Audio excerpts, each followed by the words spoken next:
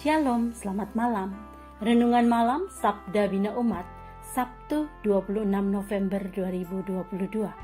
Firman Tuhan malam ini terambil dari 2 Petrus 3 ayat 14 sampai 16. Demikian firman Tuhan. Sebab itu saudara-saudaraku yang kekasih, sambil menantikan semuanya ini, kamu harus berusaha supaya kamu kedapatan tak bercacat dan tak bernoda di hadapannya dalam perdamaian dengan Dia.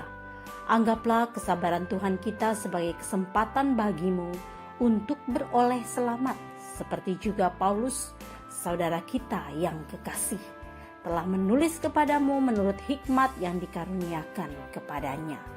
Hal itu dibuatnya dalam semua suratnya, apabila ia berbicara tentang perkara-perkara ini.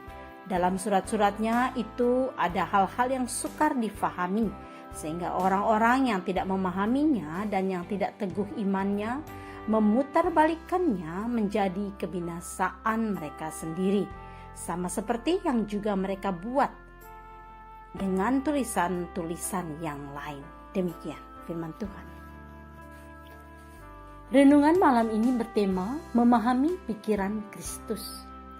Hal paling menarik menjalani kehidupan kekristenan kita di saat ini adalah menerapkan gaya hidup Kristus. Sebab kita ini bukan sekedar anggota gereja, tapi kita adalah muridnya. Menjadi muridnya adalah panggilan kita setelah menyatakan diri sebagai orang percaya. Apa arti menjadi orang percaya dan muridnya? Sederhananya adalah memiliki pikiran Kristus. Ini adalah modal dasar untuk menceritakan seluruh isi pikiran Kristus yang sudah dituliskan dalam Alkitab dan dibukakan oleh kesediaan kita menjadi muridnya. Para murid Kristus adalah mereka yang dapat menceritakan pikirannya dan yang dapat menunjukkan bagaimana pengajaran tersebut menjadi roh dalam sikap hidup. Sebelum seseorang dapat mempraktekkan pengajaran, ia harus terlebih dahulu memahami pikirannya. Tentu ini bukanlah perkara mudah. Banyak perkara dalam Alkitab yang tidak mudah untuk dimengerti. Jika ini kita alami, jangan merasa panik atau buru-buru menyimpulkan tentang kelemahan Alkitab. Kita perlu belajar bahwa semua hal yang tidak dapat kita mengerti tentang Allah adalah bagian dari kehendak-Nya. Masih ingat teks Lukas 24 ayat 45? Roh Kudus membuka pikiran para murid untuk mengerti kitab suci.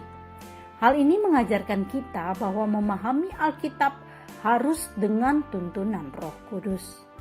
Perihal ketrinitasannya, kemanusiaan Yesus, karya salib, kemurahan pengampunannya, misteri penderitaan dalam kehidupan kita hingga hari Tuhan tidak mudah dimengerti dengan akal kita. Namun dengan kehendak Roh Kudus, semua itu dimungkinkan. Mari kita mendekati pemikiran Kristus dengan terlebih dahulu menjadi muridnya, aktif dan bersukacita mempelajari Alkitab oleh bimbingan Roh Kudus. Niscaya dengan cara demikian kita akan mengalami pencerahan yang terus-menerus. Selamat menjadi murid Yesus yang terus mencari tahu kehendak-Nya dalam setiap pengalaman hidup. Doa malam ini, tolong kami ya Roh Kudus memahami apa yang tidak terjangkau oleh pikiran kami. Amin. Demikian renungan malam ini. Selamat beristirahat. Tuhan Yesus memberkati.